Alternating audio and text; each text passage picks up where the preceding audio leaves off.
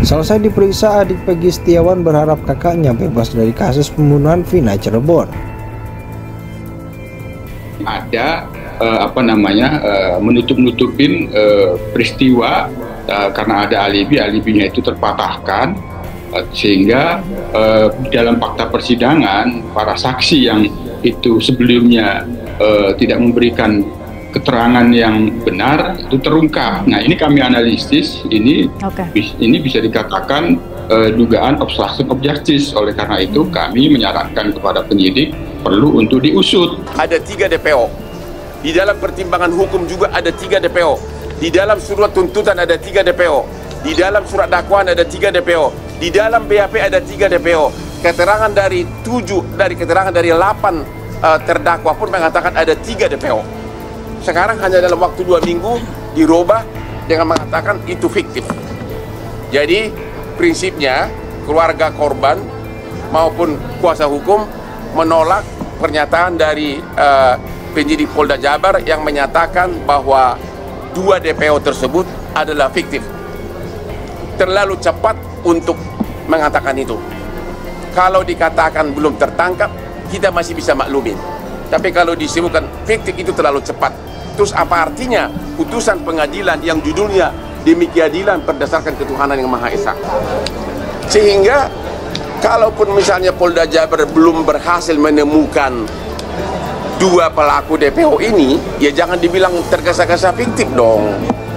Ya, itu sama saja mau cepat-cepat menutup perkara ini gitu loh. Mengapa Andi dan Dani itu dianggap fisiknya tidak ada? Jadi sebenarnya nama Andi dan Dani ini tidak dihapus, hanya di dalam faktanya penyidik meyakini berdasarkan bukti-bukti tidak akan ada. Nah, itu yang kita lihat dan kita dengar dari penjelasan dari penyidik, alasan terkait dengan 2 DPO itu.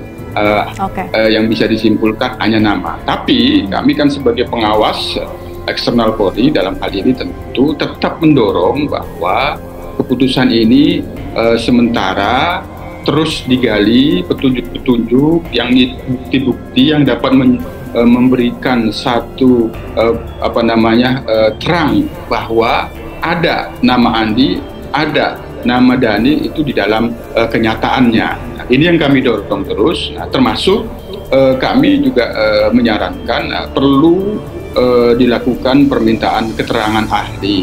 Ternyata yang dulu dikatakan 3 DPO itu adalah ternyata hanya 1 yang valid, yang pasti. Yang 2 itu hanya asal ngomong aja, disampaikan itu DPO, pelaku dan sebagainya. Sehingga polisi menetapkan ini sebagai DPO hanya 1 itu tadi. Nah, kemudian apabila ada pihak keluarga atau advokat itu keberatan atas tindakan polisi, apalagi tadi kan tersangka Peggy ya, geleng-geleng kepala dan kemudian mengelak bahwa saya tidak ini. Jangankan yang baru begitu ditangkap sekarang, yang sudah divonis saja kan mengelak, dia mengaku nggak salah. Nah, ini tinggal kita lihat aja nanti. Faktanya peran yang lebih dari, sekarang katakan seolah jadi 9 kan pelakunya, bukan 11 lah. Padahal itu kan lebih dari 9. Nah, kalau lebih dari 9 yang sisanya kemana gitu? Pelaku-pelaku lain kok. Namun padahal di putusan ada, terlepas putusan nanti di PK kan. Ada lebih penting lagi. Yang penting ini saya hanya menanyakan ke pihak kepolisian, apakah ini ada ajas Miranda Rule yang dianut pasal 52, 53, 54 dan 69 KUHP. Apakah selama pemeriksaan, ya karena tadi bahasa tubuhnya si Peggy itu nyangkal. Selama pemeriksaan damping penasihat hukum enggak? Karena itu kewajiban, ya sekali lagi. Pas colong baca 54, 55 Junto 69, ya KUHP menentukan setiap saat pemeriksaan tersangka wajib didampingi penasihat hukum. Bahkan kalau nggak ada, negara harus menunjuk. Ini ancamannya di pasal 21 ayat 4, lebih dari 5 tahun loh. Teman-temannya diputus seumur hidup, terlepas nanti perusahaan ada PK ya. Ini hati-hati, karena ini akan semakin menunjuk kemana.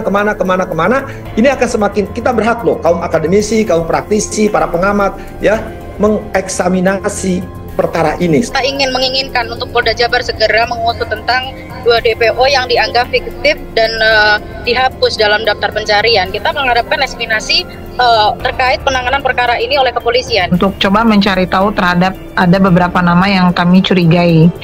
Karena diduga saat itu mereka inilah yang memang berteman dekat dengan almarhum dan kemungkinan bisa memberikan informasi. Namun memang keberadaannya tidak diketahui saat ini, Mbak. Polisi telah memeriksa Luciana, adik dari Peggy Setiawan, tersangka pembunuhan Vina Cirebon dan kekasihnya Eki.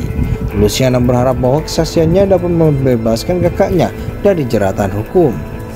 Luciana menjelaskan bahwa Peggy adalah kakak tertuanya, sementara Robi Setiawan adalah kakak keduanya. Ia sendiri adalah anak ketiga dari 4 bersaudara dengan adik bungsunya bernama Ameliana.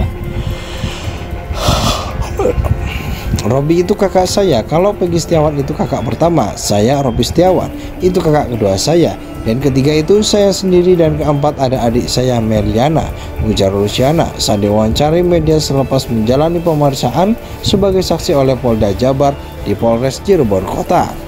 Mengenai kondisi ibu mereka Kartini, Luciana menyatakan bahwa saat ini sang ibu masih dalam keadaan saat tidak sehat. Terkait ibu Kartini, saat ini kondisinya masih down atau kurang sehat. Luciana berharap kesaksiannya bisa membuka jalan bagi kebebasan Peggy, karena menurutnya Peggy tidak bersalah. Dengan kesaksian ini saya berharap kakak saya Peggy Setiawan bisa bebas dari penjara, karena Peggy tidak salah sama sekali. Ini juga sebagai bentuk mencari keadilan buat kakak saya, tegas jelas dia. Kasus yang menimpa Peggy telah menarik perhatian publik dan keluarga Peggy terus berupaya membuktikan bahwa ia tidak terlibat dalam kejahatan yang dituduhkan. Sebelumnya Luciana, adik dari Peggy Setiawan, telah menyelesaikan proses pemeriksaan sebagai saksi dalam kasus pembunuhan Vina dan Eki yang terjadi pada tahun 2016. Pemeriksaan dilakukan oleh Polda Jabar di Polres Cirebon Kota. Kuasa hukum Luciana, Yudi Alam Syah, menyampaikan bahwa pemeriksaan ini meliputi pertanyaan mengenai keluarga dan peran Luciana.